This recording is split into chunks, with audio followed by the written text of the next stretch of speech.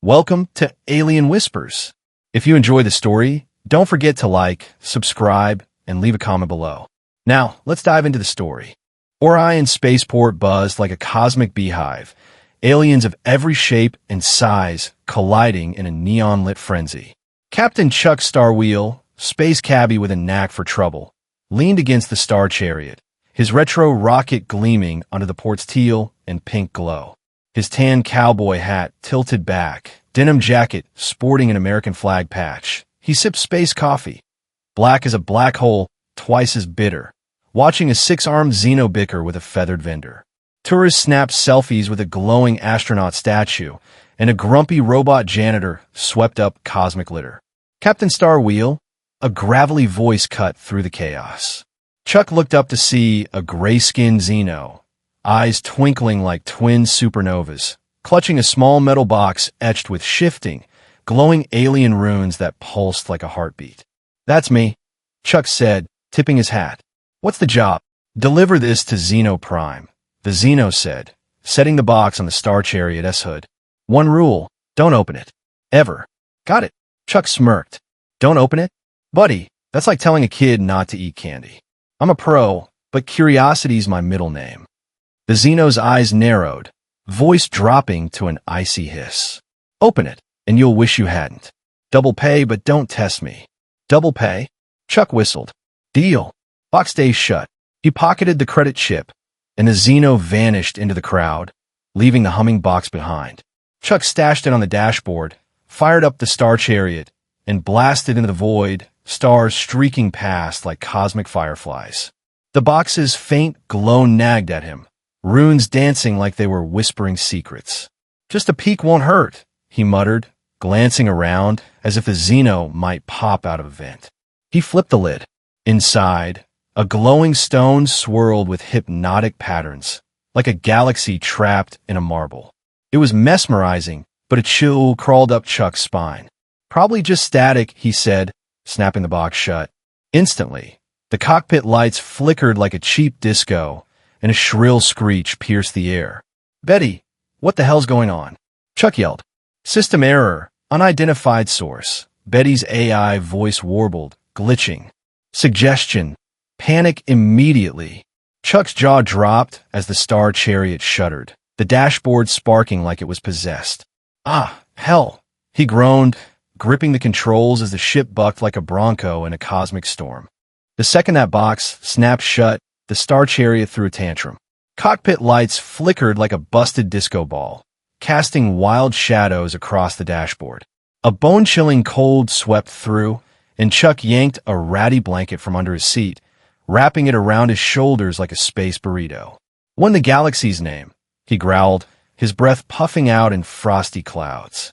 Then Betty, the ship's AI, piped up, her voice warped like a drunk karaoke singer. "Initiate cosmic cupcake recipe," she chirped, followed by a glitchy giggle. "The ship is smitten with asteroid 73X. Shall I compose a love poem?" Chuck's jaw dropped. "Betty, you've lost your circuits. Run a diagnostic pronto." "Diagnostic, baking mode activated," Betty slurred, and a panel sparked for emphasis. "Oh, for crying out loud," Chuck muttered, diving under the console. He ripped open access hatches, squinting at the tangle of wires. Everything looked fine. No frayed cables, no fried circuits, but the ship was acting like it had been hexed. The NAV screen flashed gibberish, and the throttle stuck like it was glued. "No curse can take down my rig," he declared, though his confidence wobbled like a loose thruster. He yanked a few connectors, rebooted Betty, and prayed to the stars. No dice. The lights kept strobing, and the temperature gauge read Arctic levels. Chuck's fingers fumbled with a wrench, his teeth chattering. "This is just a glitch," he told himself. "Some fancy Xenotech messing with the wiring. Ain't no curse." But then the scanner pinged, its screen glowing red. Unidentified energy signature detected. "Source, cargo hold." Chuck froze, eyes darting to the box on the dashboard. Its runes pulsed like a heartbeat, mocking him. The Xeno's warning echoed in his head. "Open it, and you'll wish you hadn't." "Ah, hell," he groaned, rubbing his temples. I might have stepped in it this time. He grabbed the comms, desperate to reach the client. Hey, gray guy, you there? Your box is acting up. Static hissed back, loud and unyielding. Chuck slammed the mic down. Perfect. Stranded with a haunted rock and no one to yell at. The ship chose that moment to escalate its rebellion. A deep rumble shook the hull, and the auxiliary engines coughed like a sick space cow. The Star Chariot lurched, drifting toward a glittering asteroid field that looked way too close for comfort. Betty, get us out of here, Chuck shouted, wrestling the controls. Poetry mode engaged, Betty replied. Roses are red, asteroids are gray. Shut it, Chuck snapped, switching to manual. His hands flew over the levers, sweat beading on his brow as he dodged a boulder the size of a freighter. The ship groaned, each turn a battle against the failing engines. A smaller asteroid clipped the hull, sending a jolt through the frame. That's going to leave a mark, he muttered, heart pounding like a pulsar. Clear the field, for now. Chuck slumped back, panting. He needed a plan, and fast. The box was clearly the problem, but what to do with it? He couldn't just chuck it out the airlock. Galactic Customs would slap him with a fine bigger than his ship's mortgage. Plus, that Xeno didn't seem like the forgiving type. Maybe I can lock it away, he thought, grabbing the box and heading to the cargo hold. The runes glowed brighter as he moved, and the ship retaliated. The gravity generator hiccuped, making Chuck bounce like a drunk astronaut. Whoa, easy, he yelped, clutching a bulkhead. The lights dimmed, then surged, nearly blinding him. This thing's got a vendetta. In the hold, he shoved the box into a secure locker, but the moment he touched it, a panel exploded in sparks. Betty's voice blared. Warning, hull integrity at 92%. Suggest immediate interpretive dance. Chuck threw his hands up. Interpretive dance? I'm going to interpret you into a scrap heap. He slammed the locker shut, but the ship kept shaking like it was laughing at him. The scanner's warning flashed again. Energy signature increasing. Okay, fine, Chuck growled, pacing. Maybe it is cursed, but I ain't letting some glowy rock ruin my day. He considered jettisoning it, picturing the box floating off into the void. Tempting, but risky. If the client found out, he'd be out of a job, or worse, on some Xeno hit list. And what if it was dangerous? He'd heard stories of artifacts blowing up ships or summoning space ghosts. Probably just spacer tales, but still. He tried the comms again, hoping for a miracle. Xeno Prime, this is Star Chariot. I got a situation with your package. Respond, damn it. More static, now laced with an eerie hum that made his skin crawl. Great. I'm talking to the void. The main engines started to sputter, joining the auxiliaries in their death throes. The Star Chariot veered back toward the asteroid field, and Chuck's stomach knotted. Not again. He wrestled the controls, muscles straining as he fought to keep the ship steady. A warning klaxon blared, and Betty chimed in, collision imminent. Recommend. On any snop. Nope. I'll nap when I'm space dust. Chuck roared, banking hard to avoid a jagged rock. The ship scraped another asteroid, the screech of metal echoing like a banshee's wail. He was running out of time and options. Desperate, he grabbed a radiation suit and headed back to the hold. If he couldn't jettison the box, maybe he could shield it somehow. He rummaged through his toolkit, pulling out a lead-lined container meant for hazardous cargo. This better work, he muttered, gingerly lifting the box. The runes flared, and the ship lurched, throwing him against a wall. The container slipped, crashing to the floor. Enough, Chuck shouted, his patience gone.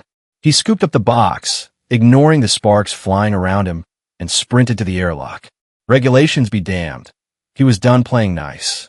He punched in the override code, the airlock hissing open. But before he could toss the box, a new alarm screamed. Proximity alert. Unidentified storm detected. Chuck glanced at the NAV screen, and his blood ran cold. A swirling mass of radiation and debris loomed ahead. A space storm, the kind that could fry a ship in seconds. Ah, crap, he whispered, the box still in his hands, as the Star Chariot plunged toward the cosmic maelstrom. The storm hit like a cosmic sledgehammer, swallowing the Star Chariot in a maelstrom of ionized fury. Radiation crackled across the view screen, painting the void in jagged blues and purples, while asteroid fragments spun like drunken buzzsaws, each one a heartbeat from shredding the hull. Chuck's knuckles whitened on the controls, his pulse hammering like a misfired thruster. "This ain't no Sunday cruise," he muttered, the box's pulsing runes glaring from the dashboard like a taunting eye. "Betty, shields up, max power," he barked, voice barely audible over the ship's groans. "Shields at 48%. Thrusters unstable," Betty replied, her monotone strained by static. "Recommend immediate evasive action." "Evasive? I'm dodging death here." Chuck snapped, yanking the yoke to avoid a boulder the size of a freighter. The storm's electromagnetic chaos scrambled the sensors, turning the NAV screen into a snowstorm of glitches. Every maneuver was a gamble, and the Star Chariot was no spring chicken. She creaked like an old barn in a tornado. Chuck knew the artifact was the root of this mess. Its energy signature had been spiking, and every glitch screamed curse. He had to jettison it, pronto, before the ship became cosmic confetti. The container launcher could shoot it into the void, but programming it in this storm was like threading a needle in a hurricane. He needed a trajectory that wouldn't clip another ship or drift into a trade lane. Galactic Customs didn't take kindly to littering. He punched coordinates into the launcher's console, fingers slipping on sweat-slick keys. "Come on, you stubborn bucket," he growled, fighting the ship's lurching to keep the numbers straight. The box sat beside him, its glow syncing with the storm's pulses, as if mocking his every move. Halfway through the program, a deafening boom rocked the ship, throwing Chuck against the console. Alarms wailed, red lights bathing the cockpit in panic. "Hull breach. Engine room hit," Betty announced, her voice cutting through the chaos. "Navigation system offline." Chuck's stomach dropped. "You gotta be kidding me."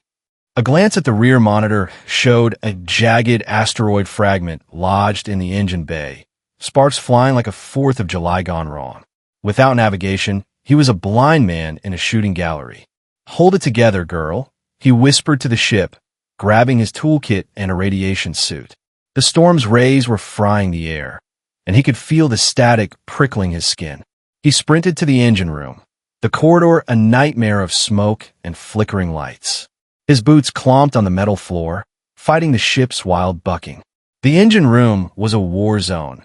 Wires dangled like gutted snakes, and the navigation array was a charred mess. The asteroid had punched a hole clean through, letting the storm's radiation seep in. Chuck's suit crackled with interference, his headset buzzing with static. "Like fixing a tractor in a lightning storm," he grumbled, diving into the wreckage. He traced the damage, hands moving with the precision of a man who'd patched this ship 100 times. The NAV system's core was fried, but he could bypass it with auxiliary circuits. Sparks bit his gloves as he rewired, the ship jolting with every debris strike. "Stay with me, Betty," he muttered, sweat stinging his eyes. The radiation messed with his tools, making the multimeter dance like a drunk. After what felt like an eternity, he slammed the panel shut. "That's got to do it." He stumbled back to the cockpit, the ship still shuddering. The NAV screen flickered to life, patchy but functional. "Betty, you beauty," he hooped, only to choke as another alarm blared. "Container launcher malfunction," Betty reported. "Programming incomplete." Chuck's grin vanished. The launcher was his only shot at ditching the artifact, but the storm's interference had scrambled the coordinates. He had seconds to decide. Finish the program and risk a bad shot, or keep the box and pray the ship held. "Screw it," he growled, diving back to the console. His fingers flew, recalculating the trajectory through sheer grit. The box's runes flared brighter, as if sensing its fate. "You're going for a swim, pal," Chuck told it, slamming the launch button. The airlock hissed, and the box shot into the storm, a fleeting glow swallowed by the chaos. Instantly, the cockpit lights steadied, the cold lifted, and Betty's voice cleared. "All systems nominal. Energy signature neutralized," she said, calm as a sunny day. Chuck exhaled, his chest loosening for the first time in hours. "That's more like it," he said, but the storm wasn't done. The view screen showed a wall of debris ahead, the storm's final gauntlet.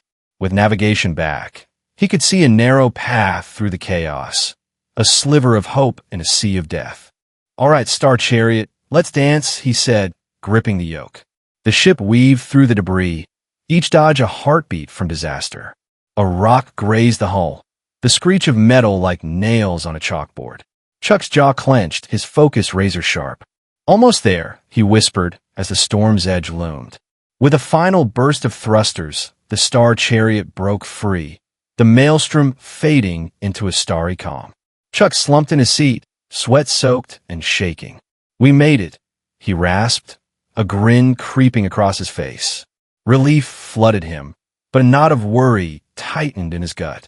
The artifact was gone, lost in the storm. How the hell was he going to explain that to the client? He glanced at the empty dashboard, the box's absence both a victory and a problem. "Double pay ain't worth this," he muttered, but a chuckle escaped. He'd survive a cursed rock and a cosmic tempest. Not bad for a day's work. The stars stretched out like a velvet curtain as the Star Chariot limped into the calm beyond the storm.